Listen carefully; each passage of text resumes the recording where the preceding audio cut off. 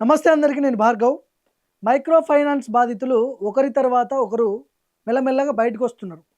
తాజాగా నేను ఒక బాధితుడితో మాట్లాడినా, ఫోన్ చేసి ఆయనతో ఫోన్లో మాట్లాడినప్పుడు కొన్ని సంచలనమైన విషయాలు చెప్పిండు నాకు.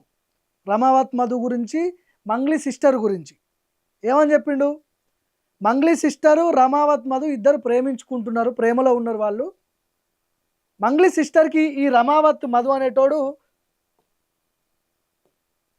ఈమెకి రమావత్ మధు అనేటోడు 4 కోట్లు పెట్టి, ఆ కోకాపేటలో 4 కోట్లు పెట్టి ల్యాండ్ ఇప్పించిందంట. 4 CR. ఎవరు ఈ మధు అనేటోడు? రమావత్ మధు. మరి అసలు రమావత్ మధు ఎవరో మాకు తెలియదు అని చెప్పి గతంలో మంగ్లీ మాట్లాడింది కదా ప్రెస్ మీట్లో. ఏదో ఉంటే ఫ్రెండ్షిప్ ఉండొచ్చు, అంత మాత్రాన ఎట్లా మీరు అది ఇది అని మాట్లాడారు కదా. మరి వాళ్ళు చెప్పేది అబద్ధాలా నిజాలా? మరి రమావత్ మధు అనేటోడు మీ ఇంట్లో ఉన్నారు ఆ రోజు. ఆ వీడియో ఒకటి వైరల్ అయింది. ఆ ఇంట్లో మీ సిస్టరు, మీ mummy, Ramavath Madhu dining table మీద కూర్చొని ఉన్నాడు రమావత్ మధు. ఈ ఫోటో అదే. మంగ్లీ వాళ్ళ ఇంట్లో ఉన్నప్పుడు డైనింగ్ టేబుల్ మీద కూర్చున్నటువంటి ఫోటో, ఈ ఫోటో అదే. తమ్నెల్ మీద ఇప్పుడు బ్యాక్గ్రౌండ్లో అదే పెట్టారు మనోళ్ళు. సో 4 కోట్లు పెట్టి మంగ్లీ వాళ్ళ చెల్లెకి రమావత్ మధు గిఫ్ట్ ఇవ్వాల్సిన అవసరమైంది. వీళ్ళిద్దరి మధ్య ప్రేమాయణం నడుస్తుందని చెప్పి ఆ బాధితుడు చెప్తున్నాడు నాకు. ఆ బాధితుడికి ఎవరు చెప్పిర్రు? ఈ రమావత్ మధునే చెప్పిండంట. నేను మంగ్లీ వాళ్ళ సిస్టరు, మేము పెళ్లి చేసుకోబోతున్నాం, మేమిద్దరం లవ్ చేసుకుంటున్నాం, ప్రేమించుకుంటున్నాం, పెళ్లి చేసుకుంటున్నాం, కోకాపేటలో 4 కోట్లు పెట్టి మంగ్లీ వాళ్ళ సిస్టర్కి నేనే ల్యాండ్ ఇప్పించిన అని చెప్పి రమావత్ మధు ఆ బాధితుడికి చెప్పిండంట. ఆ బాధితుడితో నేను అర్ధగంట సేపు మాట్లాడిన ఫోన్లో. ఇక మొత్తం మనోడు మైక్రో ఫైనాన్స్ విషయంలో బాధితులను ఎట్లా నమ్మించిండంటే వాళ్ళు చెప్తున్నారు, అన్న మొత్తం ఒక 2-3 ఫార్చునర్ కార్లు వేసుకొని వచ్చిర్రు, ల్యాప్టాప్లు తీసుకొచ్చిర్రు, మొత్తం స్పెట్స్ పెట్టుకున్నారు, మొత్తం రిచ్. ఒక బిజినెస్ మ్యాన్స్ ఎట్లా ఎంట్రీ ఇస్తారు సినిమాలలో చూస్తాం మనం, ఆ రేంజ్లో 2-3 కార్లు వేసుకొని మొత్తం హైప్గా వచ్చి అది చేసేసరికి మేము నమ్మిపోయినామన్నా, నమ్మి డబ్బులు ఇచ్చినాం. 45 లక్షల రూపాయలు ఇచ్చిరంట ఈ రమావత్ మధుకి. ఒక బాధితుడు నిన్న ఫోన్ చేసి మాట్లాడుతున్నప్పుడు చెప్తున్నాడు. ఆయన పేరు చెప్పట్లే కానీ నేను మనోడు రివీల్ చేయొద్దన్నాడు.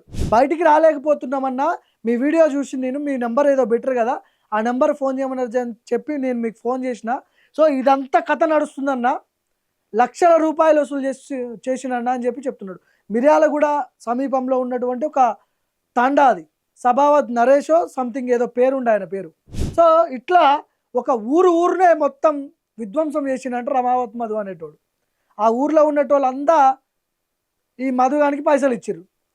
పైసలు లేవనుకో, ఒకవేళ మరి అన్ని డబ్బులు లేవు నా దగ్గర అని చెప్పి అన్నప్పుడు వీడియో సలహా ఇచ్చేటోడు అంట, మీరు హోమ్ లోన్ తీసుకోండి, ఆ హోమ్ లోన్కి కావాల్సినటువంటి బేసిక్ అమౌంట్ ఏదైతే ఉందో 50 రూపాయలు, 50,000 1,00,000 ఉంటుంది హోమ్ లోన్ రావాలంటే. అవి పెట్టినప్పుడు హోమ్ లోన్ వస్తుంది కదా, 20 లక్షలు 30 లక్షలు. హోమ్ లోన్కి సంబంధించిన ఆ పేమెంట్ నేను ఇస్తా, వచ్చిన లోన్ అమౌంట్ మీరు దీంట్లో ఇన్వెస్ట్ చేయండి, మీకు వడ్డీ ఇస్తా నేను, అధిక వడ్డీ అని చెప్పి ఆశ చూపించి వాళ్ళతో హోమ్ లోన్లు తీసుకొని కూడా డబ్బులు తీసుకొని అవతల పడరు. సో ఇట్లా మరి ఇప్పుడు మంగ్లీ అసలు నాకు సంబంధమే లేదు, ఆ రమావత్ మధు ఎవరో నాకు తెలియదు అసలు. ఇప్పుడు మరి మీ చెల్ల వాళ్ళ ఇంట్లో రమావత్ మధు ఎందుకున్నాడు?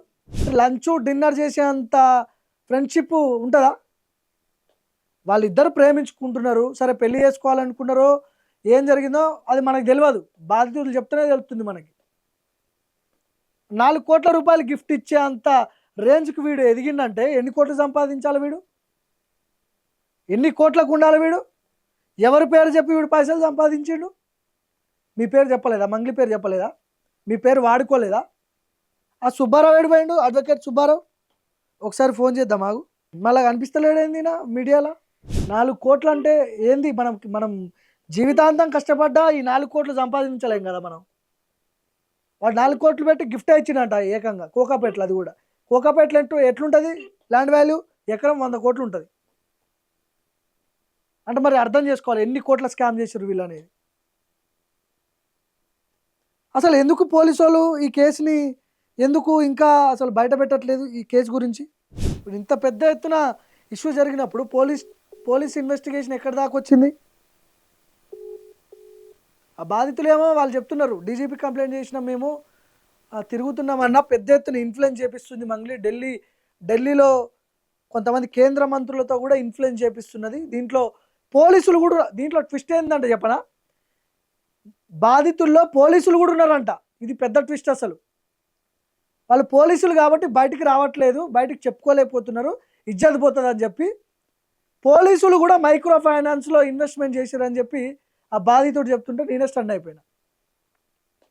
సరే, సామాన్య ప్రజలు ఊర్లలో ఉండేటోళ్ళు అంటే అనుకోవచ్చు, వాళ్ళకి తెలియకపో, ఎడ్యుకేషన్ లేదు కాబట్టి సరే వాళ్ళు మోసపోతుండొచ్చు. గవర్నమెంట్ ఎంప్లాయీస్ పోలీసు వాళ్ళు మోసపోవడం ఏంది ఇందులో? ఈ స్కామ్ ఎంత పెద్ద ఎత్తున జరిగింది అనేది ఒకసారి మనం ఇమాజిన్ చేసుకుంటే అర్థమైపోతుంది. ఎన్నో కోట్ల స్కామ్ జరిగింది కాబట్టి వీడు 4 కోట్లు పెట్టి గిఫ్ట్ ఇచ్చిండు వాళ్ళ సిస్టర్కి. మనమేమో గాలి మాటలు మాట్లాడట్లేదు. బాధితుడు ఫోన్లో, ఆ బాధితుడు కెమెరా ముందు చెప్పడానికి భయపడి, అన్న నేను ఫోన్లో మాత్రమే చెప్తా, మీరు ఇది కావాలంటే మీరు మాట్లాడండి అన్న అంటేనే నేను మాట్లాడుతున్నా. సో పెద్ద ఎత్తున స్కామ్ ఉంది. ఇప్పుడు మంగ్లీ ఇష్యూ ఎందుకు డైవర్ట్ అయిపోయింది, పవన్ కళ్యాణ్ వచ్చిండు, సంచలన వ్యాఖ్యలు చేసిపోయిండు, తెలంగాణ మీద విషయం చూపిపోయిండు. ప్రొఫెసర్ నాగేశ్వరరావు ఇష్యూ నడిచింది, అది ఖతమైపోయింది. ఇవి ఇలా బండి భగీరథ్ ఇష్యూ నడిచింది, పోక్సో కేసు ఇష్యూ, ఈమె పక్కకు జరిగిపోయింది. ఇన్ని ఇష్యూస్ జరగడం వల్ల మైక్రో ఫైనాన్స్ బాధితులు ఇప్పుడు బయటికి రాలేక, ఇప్పుడు ఎవరు మాట్లాడట్లేదు కదా, మనం వస్తే మళ్ళీ బాగుండదేమో అని చెప్పి వాళ్ళు బయటికి రావట్లేదు. ఈ ఇష్యూస్ అన్నిటి మధ్యలో ఇప్పుడు మంగ్లీ సేఫ్. ఇప్పుడు సుబ్బారావు మాట్లాడట్లేదు, సంపత్ నాయక్ సుబ్బారావు ఫోనే కలవట్లేదు అసలు. ఇంటర్వ్యూ అడిగితే నేను రేపిస్తా మాపిస్తా అంటుండు, మరి ఇంటర్వ్యూ ఇవ్వట్లే. మరి ఏమైనా పైసలు ఏమైనా ముట్టినాయా? పైసలు తీసుకున్నాడు సుబ్బారావు అని చెప్పి బయట ప్రచారం జరుగుతుంది. నిజమా అబద్ధం అనేది ఆయన రెస్పాండ్ కావాలి. ఏదేమైనప్పటికీ ఈ కేసు మళ్ళా రీఓపెన్ చేయాల్సిన అవసరం ఉంది 100%. దీంట్లో 100% తప్పు జరిగింది కాబట్టి తప్పించుకోవడానికి ప్రయత్నాలు చేస్తున్నారు. వీడు పట్టుకొని 4 దంతా చెప్పడా, వీడు రిమాండ్లో ఉన్నాడు, అన్నీ కక్కుతాడు. ఎందుకు దన్నట్లేదు, ఎందుకు సీరియస్ ఇన్వెస్టిగేషన్ జరగట్లేదు? పెద్ద ఎత్తున ఇన్ఫ్లుయెన్స్ చేపిస్తున్నది, వేరే ఇది లేదు కదా, ఇన్ఫ్లుయెన్స్ చేపిస్తున్నది 100%. కాబట్టి ఈ కేసు పురోగతి సాధించట్లేదు అంతే. ఆ మైక్రో ఫైనాన్స్కి సంబంధించిన బాధితులు ఫోన్ చేయండి. మళ్ళీ నా నెంబర్ రాస్తున్నా నేను.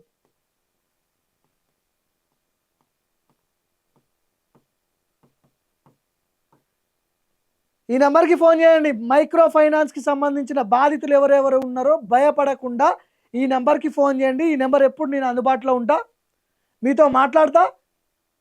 మీరు ఒకవేళ ఇంటర్వ్యూ ఇవ్వలేని పరిస్థితుల్లో ఉంటే ఫోన్ ఇన్ తీసుకుంటాం. ఇది నేను ఫోన్ ఇన్ తీసుకునే ప్రయత్నం కూడా చేస్తా. ఎట్టి పరిస్థితుల్లో ఈ ఇష్యూను వదిలిపెట్టేది లేదు. వరుసగా మాట్లాడే ప్రయత్నం చేస్తా, మాట్లాడుతూనే ఉంటాం.